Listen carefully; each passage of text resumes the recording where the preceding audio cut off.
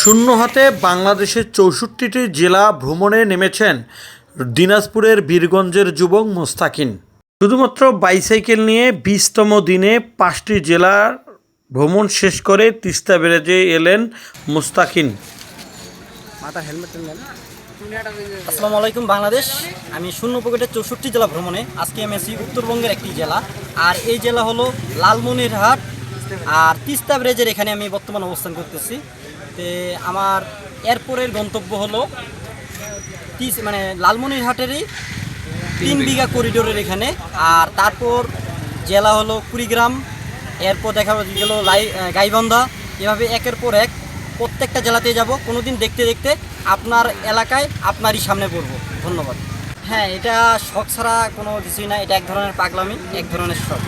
এটা আমার একটা শখ যে খুব কাছ থেকে নিজের দেশটাকে দেখার, এই আমার ইচ্ছা। কিছুদিন আগে বের হয়েছি, আজকে আমার ২০তম দিন। ৫তম জেলায় আমি আজকে ভ্রমণ করতে পারছি।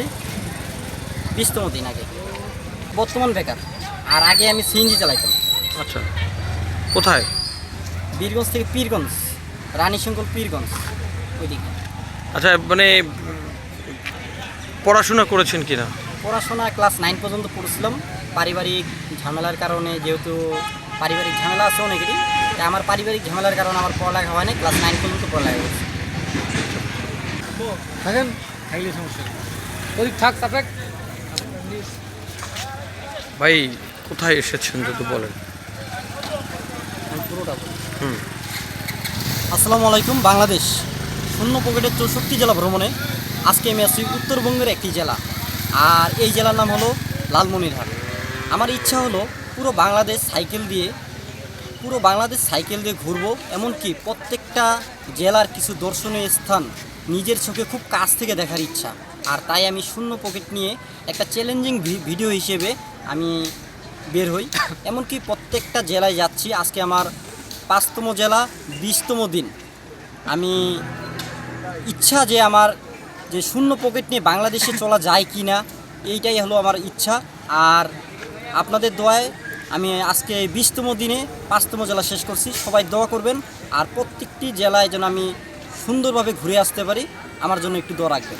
সহযোগিতা চাবা কিনা অন্যান্য জেলাবাসীদের কাছে? সহযোগিতা যদি বলি, তাহলে আমি সহযোগিতা সরাসরিভাবে চাচ্ছি না, কারণ আমার অনেক ভালোবাসার মানুষ আছে যারা এমনিতেই হয়ে যাচ্ছে। এটা এইভাবে নতুন করে আমাকে বিকাশ নাম্বার বা কোনো কিছু দিয়ে আমি কোনো টাকা নিচ্ছি না। অনেকে আমাকে বলে যে এইভাবে টাকা নাও, আমি ওরকমভাবে কোনো টাকা নিচ্ছি না, কারণ আমি এটা ব্যবসায় নামি নাই। আমার ইচ্ছা হলো সামনের দিনটা আমি কীভাবে চালাবো, খালি ওইটুকুই চিন্তা, রাতে কী খাবো এইটুকু। তো এইটুকুর জন্য সহযোগিতা কোনো লাগবে না। আচ্ছা, আপনি থাকেন কোথায়, কিভাবে থাকেন? আমি থাকি হলো মসজিদ, মাদ্রাসা, তেলের পাম্প, স্কুল ঘর, মানুষের বাসা, এইভাবে থাকি।